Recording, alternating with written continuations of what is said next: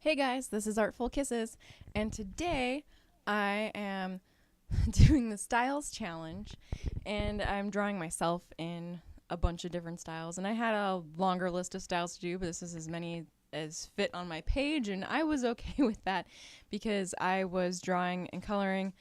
Between the two of them, it took me over 2 hours, and I did the whole thing in one sitting. I was so proud of myself because my wrist hurt after this.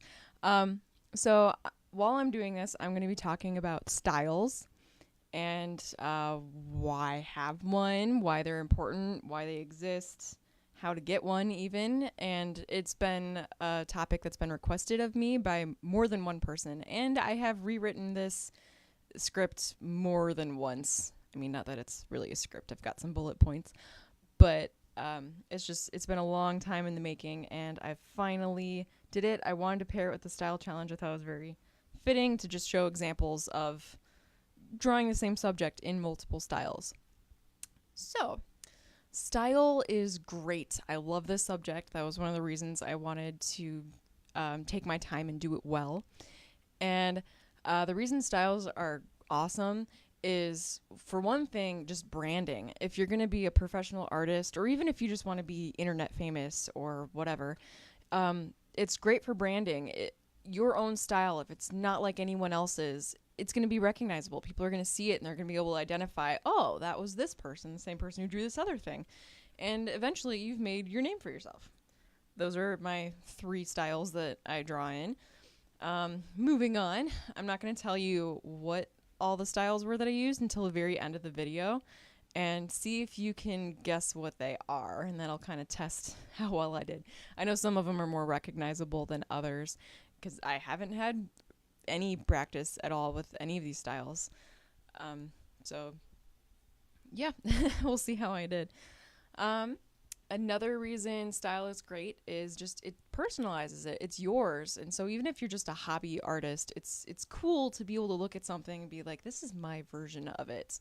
And it's how you see the world, how it translates in your mind, either how you see the world or how you want to see the world or whatever. It's a cool concept, and I think you can see a lot of a person in their own artwork, what's deep inside their head and what they dream about. Just everything. It's cool.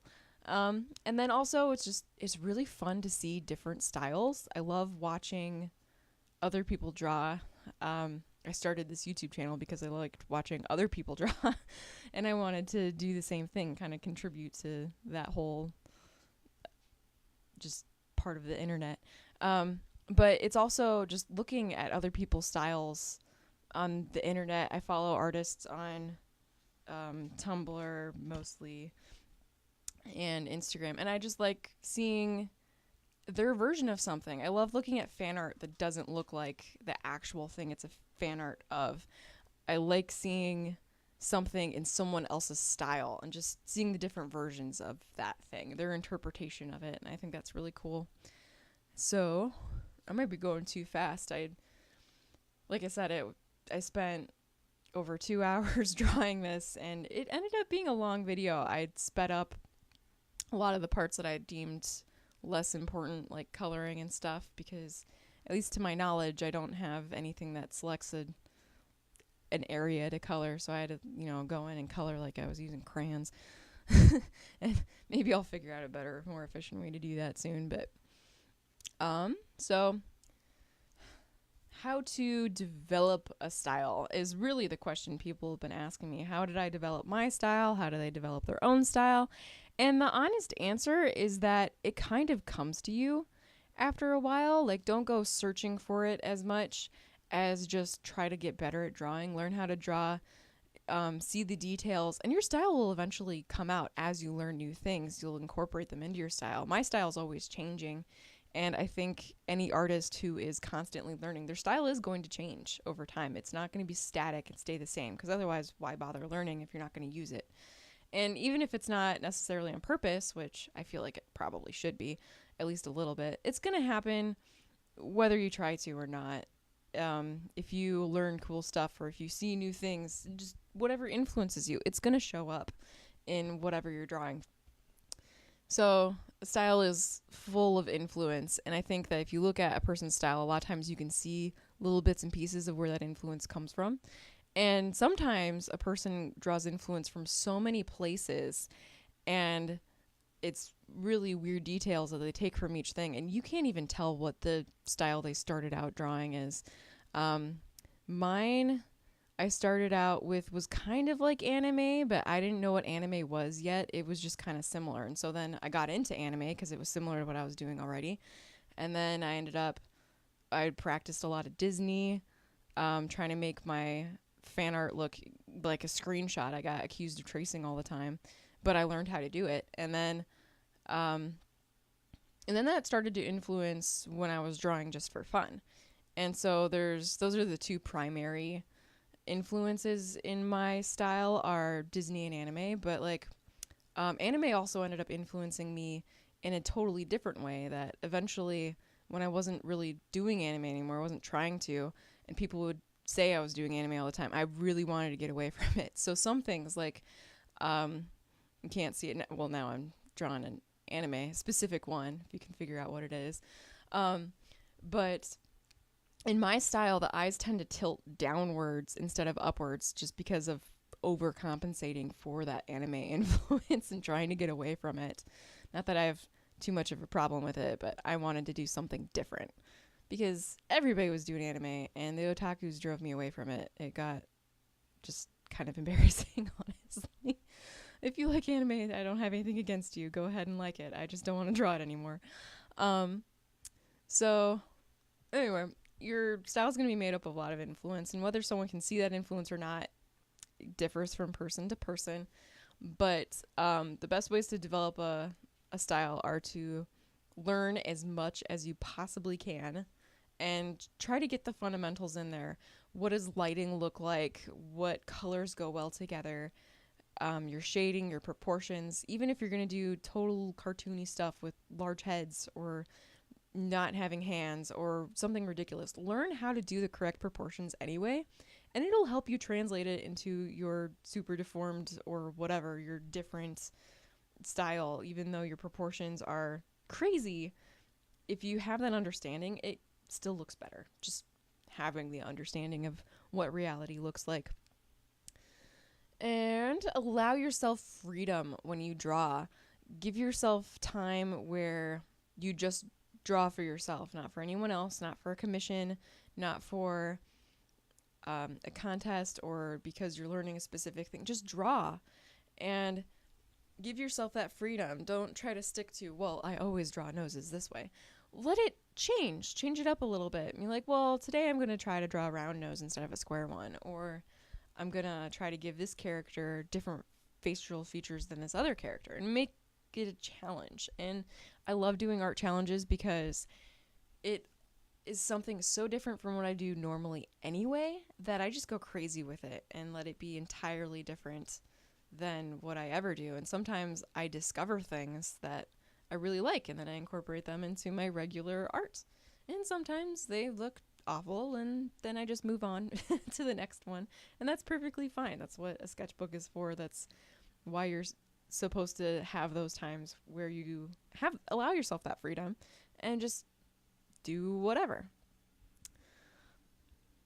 And experiment is another one, and I kind of covered that with the freedom thing, but experiment on purpose. Try different things. Try drawing different styles. That was one thing I did, was I drew fan art in the style that the fan art or that the thing was originally in, and I would try to copy the style, and then I would try to translate that style into something similar to my own art.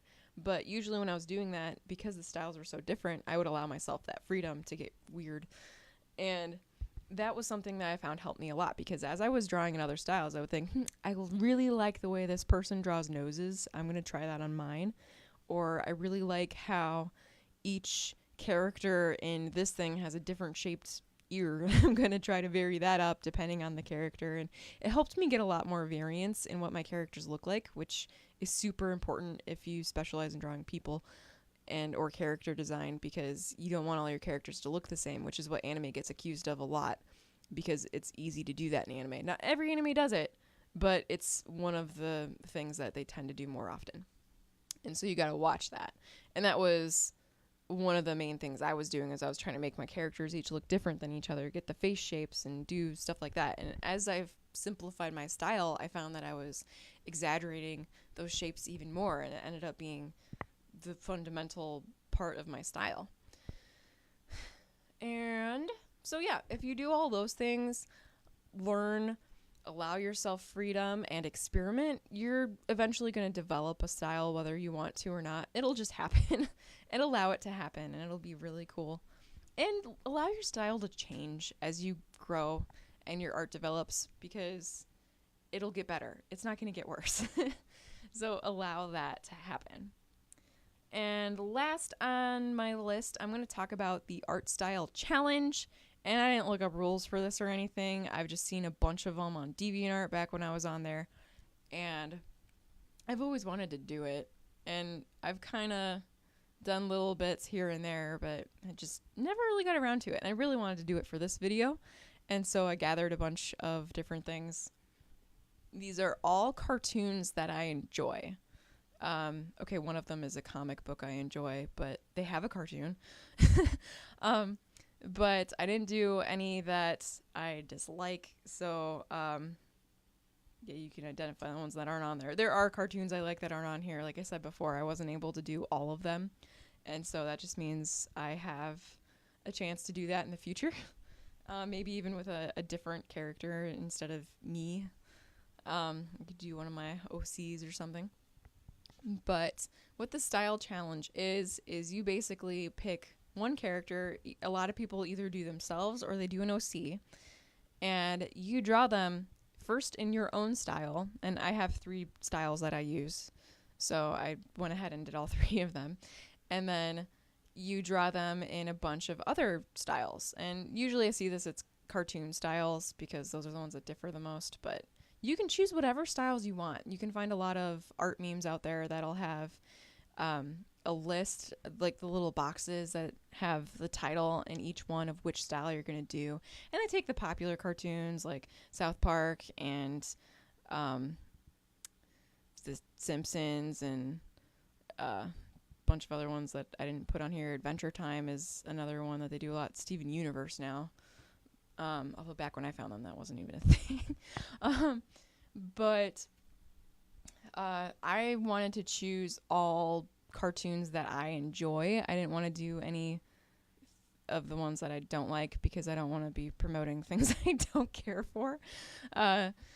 And not that I don't think it's valid to practice in all of those styles, whatever you can find. Even if you find other artists on the internet, on Tumblr, on YouTube, Instagram, DeviantArt, wherever you find art, even taking some of the styles that those people do, that would be great practice too, especially styles that you like. Because even though these are all cartoons I like, I don't really care for all the styles. But it was still fun. And it's good to practice styles you don't like also, because you can learn from anything. If you go into a situation with the thought that you're going to learn and that's your goal, then you're going to learn something. And so, oh, I forgot to shade the skin on that one, I'm thinking. Anyway, but if you go in wanting to learn something and trying to learn something, you're going to find something to learn. Even if it's like you learn from artists who aren't as good as you, and I say that in quotation marks, but I mean, you really can. Even if you're good at almost everything, maybe they're better at drawing fingers than you are, or details, or basic shapes. Like there's got to be something probably that they're better at than you are, and so learn from that. These stars did not turn out the way I wanted them to. I probably should have added some texture on them or something, but they're okay. I was trying to go for something matching the cartoon, and that's one of my ones that I don't think is very recognizable.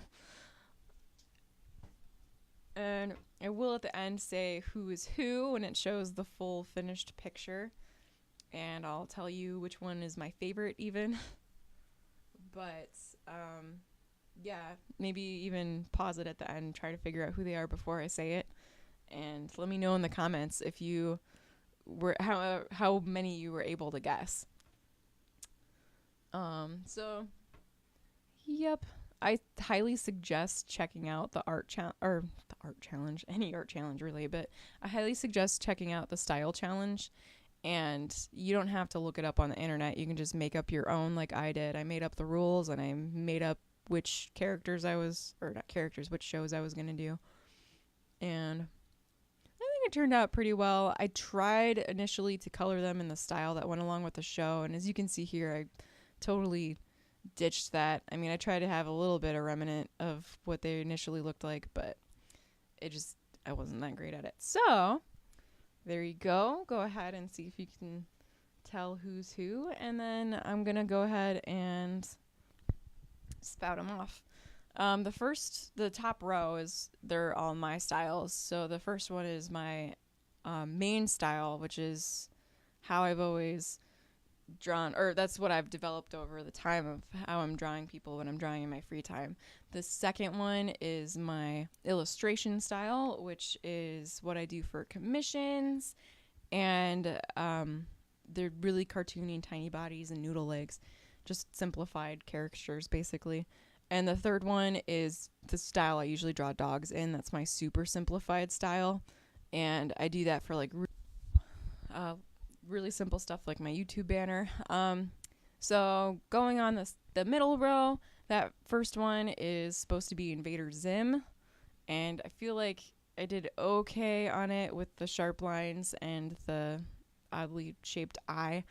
Although my style is very round, and so that kind of turned out, you can kind of see it in there where the lines should be straighter than they are. The second one is supposed to be Gravity Falls. The third one is Yu-Gi-Oh! Specifically, and I wasn't going for Zexal hair when I added the pink. It was just the last time I dyed my hair before this color, it was pink, and I liked how those two colors went together, and it made me think of Yugi. The fourth one is supposed to be Phineas and Ferb, and that one didn't turn out too well at all, but I tried. And then on the bottom row, that's Kim Possible, Bob's Burgers, Futurama, because I really don't like The Simpsons, and the last one is supposed to be Star versus the Forces of Evil, and that's what's up with the stars on the cheeks. I was trying to parallel the hearts, and I'm not particularly happy with how that one turned out, but overall, I'm pretty proud of myself for this page just because I managed to do the whole thing in one sitting, and I've edited the video the next day, and I'm just feel like I'm on top of things, even though not all my little characters turned out quite right, but you gotta start somewhere, and this is where I started. So yeah, I suggest checking out the style challenge and other art challenges because that's a great way to grow and practice. And so yeah, thanks for watching, and go out and create something.